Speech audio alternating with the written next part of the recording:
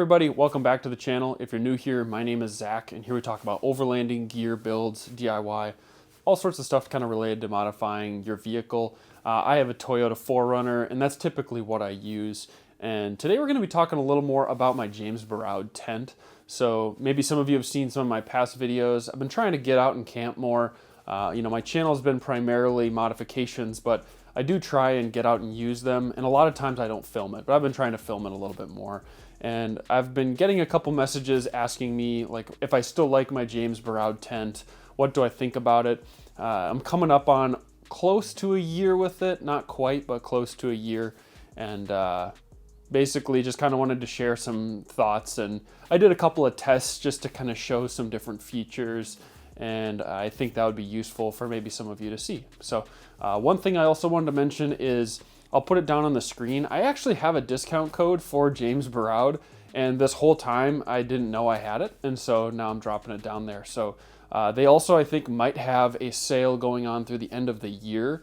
So I'm not quite sure exactly how long that's going to last for, but I think it's at least through the end of the year, where it's like $1,000 off the tent, which is pretty good. I think that's close to 20% off, so pretty sweet. If you missed any sort of sales or you're thinking about getting one of these tents, now might be a good time to do it. So I'm going to talk kind of some different features and just different add-ons you can also buy for the tent. So the tent has a lot of features and nice design aspects that I think set it apart from other tents.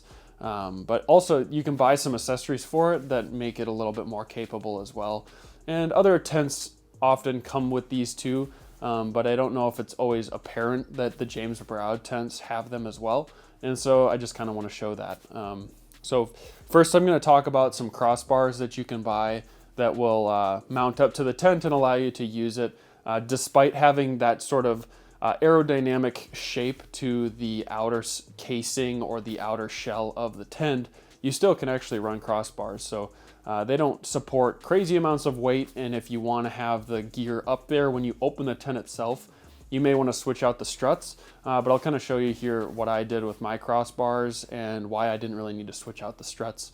And then I'm going to show you some more of just the fabric inside of the tent, because it's very sound deadening, it's very insulating, and it blocks out light incredibly well.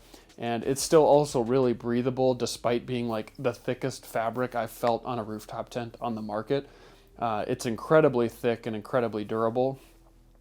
And so, these are some things that I think just really set it apart and why it has the price point that it does, because they really are craftsmen when it comes to fabric. And probably the coolest aspect I think I always like to share with people is it's waterproof because they actually waterproof coat the thread.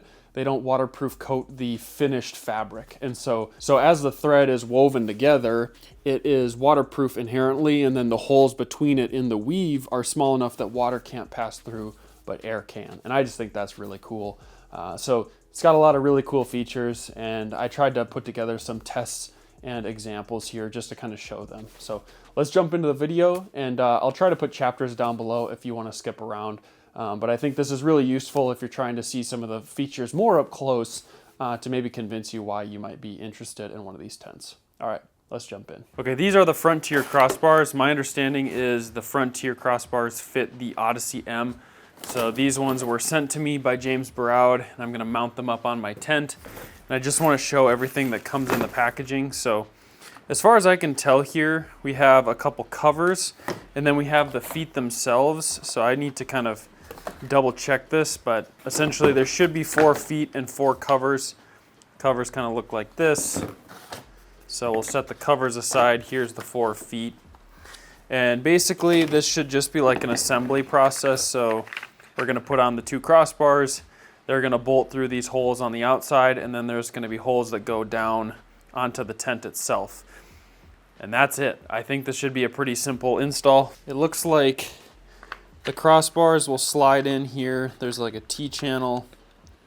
This is going to slide here, and then these covers bolt on from the underside. So we're going to start assembling this stuff, and then I'll show you some more detail as we go. Here are 8 washers. We've got 8 bolts, and then we have these 4 lock nuts for these 4 T-nuts, and then we've got 5 washers here. I'm guessing 1 is extra, and then we have 8 of these screws. So the screws, I believe, are for the covers. And then we're gonna just look a little closer here at how to install each of these. My understanding is this T-nut is gonna go through the top of here, and this is what we're going to use to tighten down our crossbar. So this goes through here, and then we'll have a washer and a nut on the outside. And then to actually mount these to the tent itself, you'll take one of these felt pieces, stick it just like so, and then we'll take one washer and one Allen, and we will push it through just like this. And it looks like this felt piece is the waterproof interface, so I don't think we need to put any sort of silicone or something special like that. And then it shows, last but not least, we'll put that rubber stripping on the crossbar once it's assembled on the vehicle. All right, let's jump over to the tent, and I'm going to start installing these.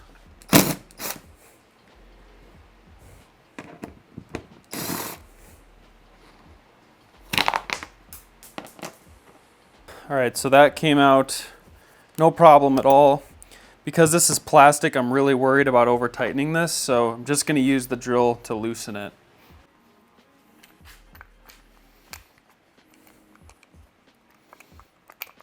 All right, so now I'm just going to finger tighten this into place, nothing crazy. And then I'm going to put both sides on and put the crossbar in and make sure everything fits really before tightening anything down. Here's just another look at kind of how this goes. So tried to line up this foam gasket as best that I could, and I think that turned out pretty good there. All right, so we'll do the other same thing on this side. All right, so that's loosely in place. Now, let's see here. This should slide into place just like that. And this T-nut should slide into place just like that. And then let's check the length on both sides. Kind of seems like these covers are supposed to bottom out with the end. I'll show you what I mean. Looks like it wants to basically bottom out so that this pushes into there like so. So you set this up, push this in, you know, right there is where it wants to be. So I'm gonna need to tighten everything down accordingly. So that's what I'm gonna try and do. I'm gonna just see if doing this flush on the side gets me what we want here.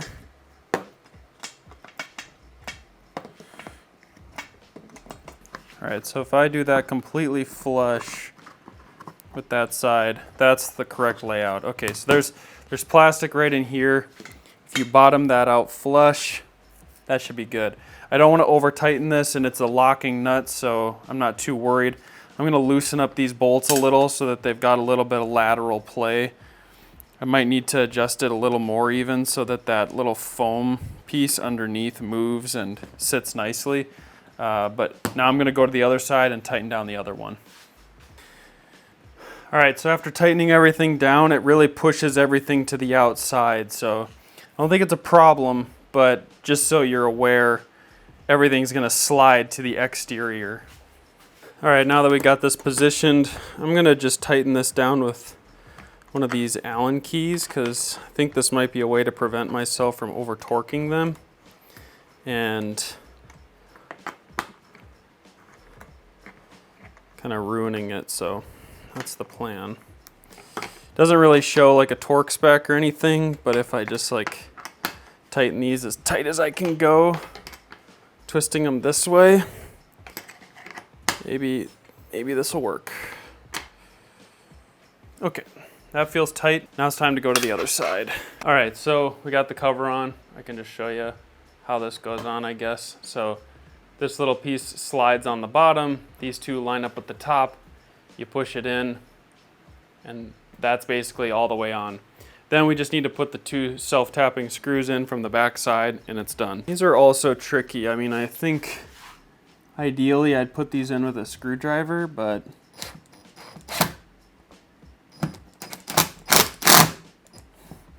screwdriver probably won't pull the same like a drill, but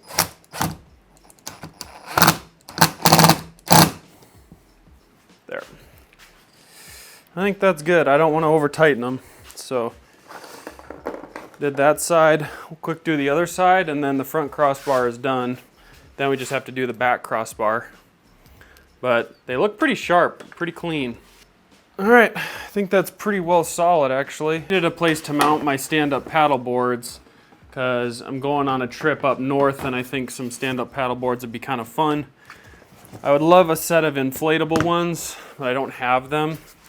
And I've got this kind of cool foam that wraps around these crossbars. And I'll put a link down below to this foam, but they fit these crossbars like perfectly. And I'm just borrowing this foam from my parents who use this on just like a stock crossbar. So works out kind of sweet. But it just wraps around the crossbar and then you can set it wherever you want. I'm gonna center it. And I think it's gonna work like dang perfect. And it's foam, so like there'll be some protection against rubbing on there. So I like how that looks. I think that's gonna be awesome. All right, let's get the rear set up. And then I'll throw a stand-up paddleboard on here just to kind of see how it's gonna look. But so far, I like how this looks. Okay, so got everything installed and bolted up. And now, for a little test, I'm gonna just set one of these stand-up paddleboards up top. Okay, so, ta-da, just like so. It claims that it can carry up to 250 pounds. Sorry, it claims it can carry up to 150 pounds when the tent is closed. So this is probably 40, 50 pounds. I don't know exactly, but my other stand-up paddleboard's about the same. So 2 of these on here, maybe pushing 75, 100 pounds. Got the foam on here. And then I'll give a little shout out to Roller Cam, my plan. And I've got 2 straps on here, which is a 6-foot and a 3-foot. And these are the 1-inch roller buckles. My plan is to just loop it around like this and strap it over. So go like that and strap it on both sides. And then these roller cams are pretty slick. If you've never seen them before, you slide this underneath over the top and then you can pull on that to tighten them down. So pretty slick. I really like these straps. I use them all the time. I don't shout them out enough. There you go. So that's what we're gonna do. And maybe I'll just leave this sit up here just to see kind of how it does. But these crossbars look like they're gonna work pretty sweet. This is the fin for this stand-up paddleboard. And I've got another one I'm gonna stack right on top of it. So there we go. Well, I think the tent is ready to haul these. They're kind of massive, so finding a way to haul them on our trip is a little bit tricky. But I think this is gonna work perfect.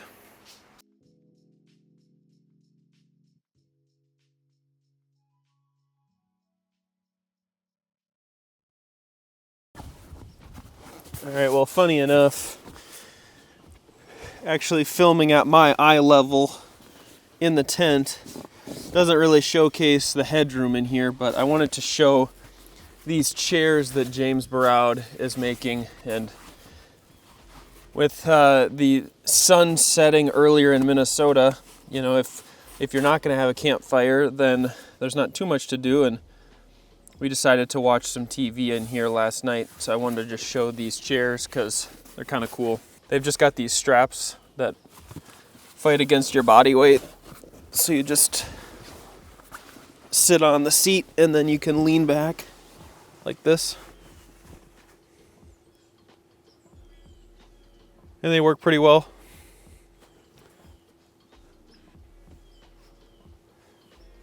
So I'm 6'2", maybe 6'3"-ish, maybe. And I kind of have to pick and choose the spots where I sit in the tent because my head sort of starts to scrape on the headliner. But we basically both sat in the back here facing that direction and it worked out just fine. And then I've got 2 of them, so You can also sit 2 people, kind of like right here, and then I was sitting here. So these are cool. Just wanted to show you these a little in action. All right, let's showcase this fabric here. So I'm gonna open up these windows, and then I'm gonna hop down at the bottom of the ladder and kind of talk, and we'll see how it sounds. Right now with the fall breeze, and it's about 50, 60 degrees outside, opening up the entire tent like this to just have all the windows breathing is so great. Because these are lapel mics and they kind of have a drop off of what they can pick up, I'm gonna set this kind of like right here, so about an arm's length in. And I'm gonna stand at the bottom of the ladder here in the 4Runner. So actually that's not true. What I'm gonna do is I'm gonna stand right over here next to my traction boards, and that way it can come through the screens, because I'm gonna close this door which has clear plastic in it. I think that'll be a more honest test.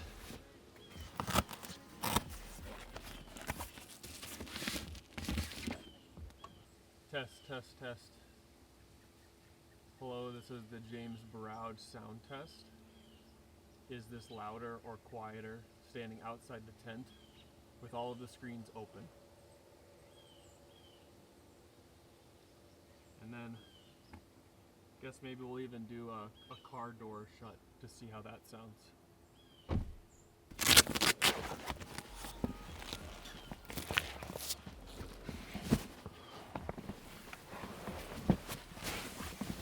Time to close up all of the windows here and do the sound test over again.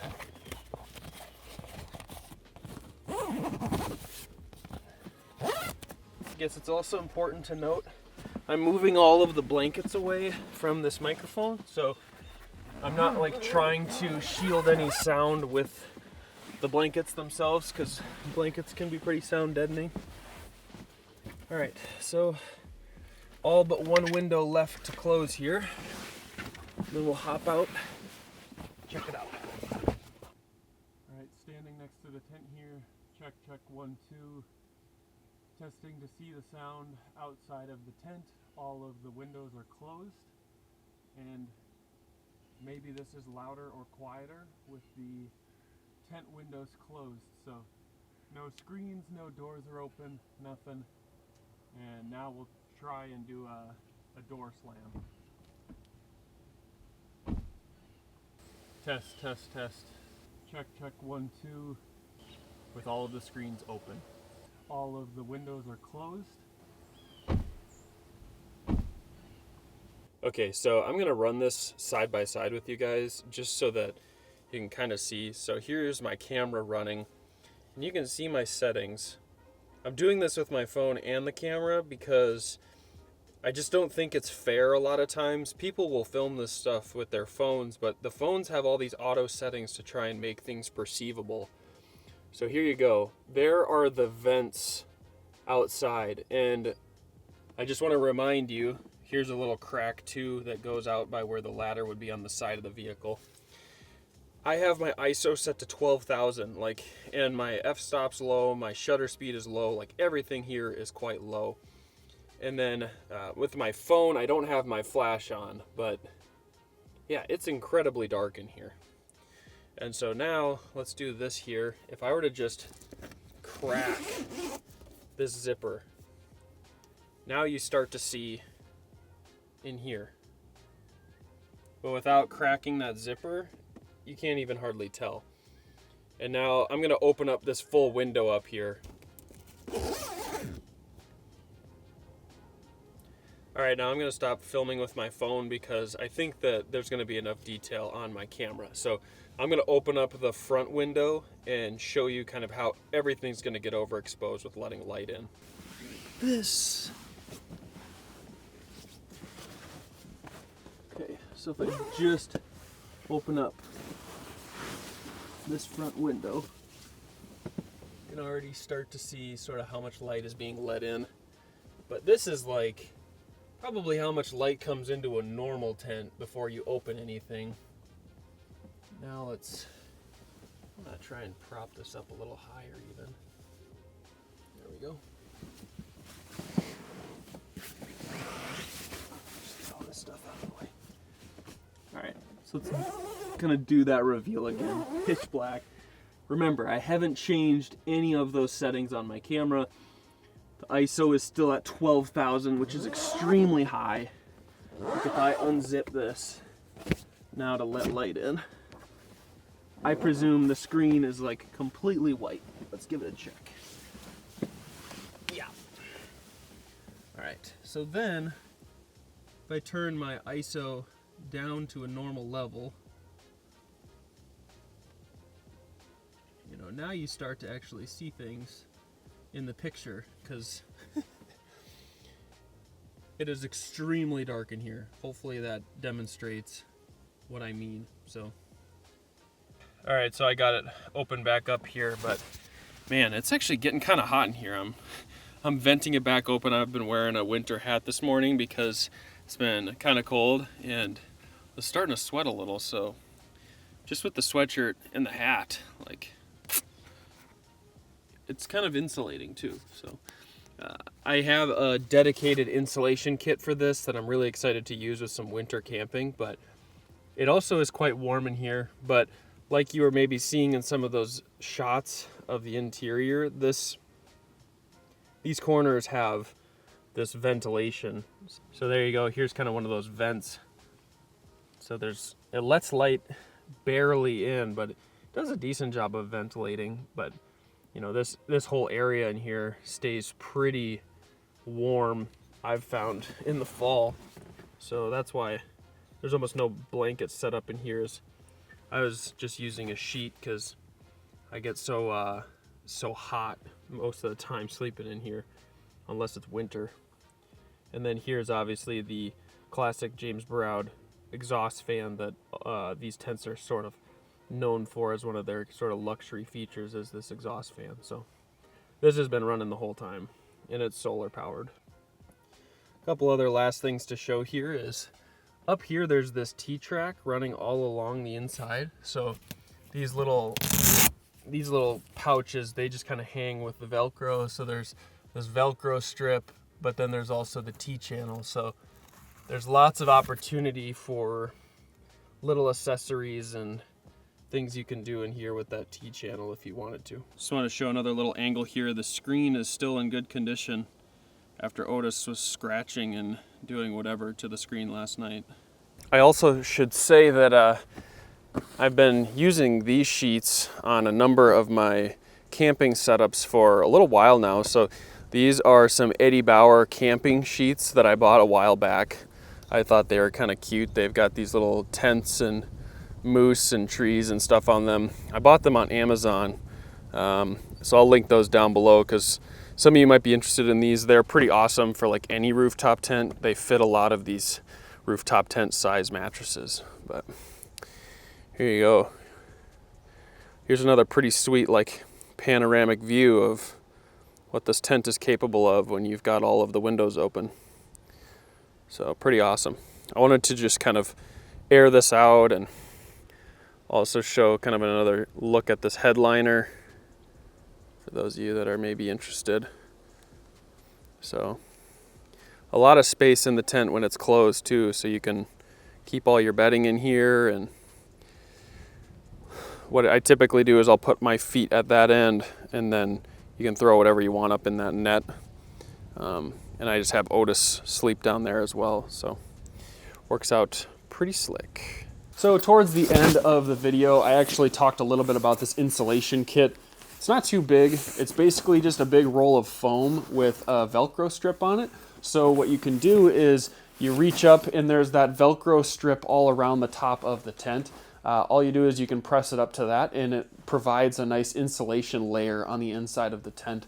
But it's also easily removable, so if you don't want to have that on in, say, the summer, you can take it down. So I'm hoping to do some winter camping here in January. Some of the forecasts for the weather say we're going to be hit with a lot of snow. We had a small snowstorm for a little bit here, and then basically rain immediately after that erased it all. So I'm hoping I can get out and do some awesome winter camping, and I'll show you the insulation kit in more detail at that time. But yeah, if you've got any questions for me, feel free to drop them down below. Like I said, I've got that discount code. And just to be fully transparent, like I've been working with James Baroud, so they've been supporting me. And yeah, I've been running their stuff for about a year now, and I really like their product. I've looked into a couple of different other tents, and there's definitely other options on the market that are a good budget price point. But if you're going to start spending money towards the higher dollar amount, you know, like there's the Amazon tents that people buy, and there's some really great value out there for the 1,000 to 2,000 range. And for some people, that's the only budget that they have for their tent. And that's totally reasonable. There's nothing wrong with that. And those are the types of products that you can get in that market. And there's definitely some really great options. But if you have a larger budget and you're really wanting to splurge on some luxury features, I think it's going to be pretty hard to find an alternative to James Baroud in this price category that has features that beat it out. They're so impressive. And for the fabric alone, I'm just incredibly impressed. And you know, there's all the little side features too, and I don't really need to go into listing them because I've done it before. But I think it's just so impressive. And you can maybe kind of see behind me here, I've been drawing out this DIY tent project for a long time, and that's partially due to just not being super great at the fabric and working at it really slow. And the more you try and build your own tent, the more you realize really how difficult it is to design fabric well. And it kind of makes sense to why, first, James Baroud's so impressive for the fabric they have, but also why they charge more given kind of the manufacturing process it takes to build the kind of fabric and quality materials that they use on their tents. So that's just a little bit about why you may consider a James Baroud tent. And I also just wanted to show some of these more up close details, because there's not a lot of videos about this stuff on YouTube. And when I was first trying to figure out some of these things, when I was, you know, installing the crossbars myself and stuff like that, I was like, oh, there's really not much of a video out here for this, especially labeled for the Odyssey M. So hopefully this is helpful to some of you out there too that already own your tent or maybe are trying to look into some of the features. All right, well, appreciate your support. Look forward to making more videos in 2025, and thank you so much for watching this far. Like a couple of people have posted, you know, we did cross 30,000 subscribers a little while ago, and life's been busy, so it's been hard to get videos out regularly, but I've still got more in the pipeline and planning to still drop videos next year. So thank you so much for the support, and I'll catch you all in the next video.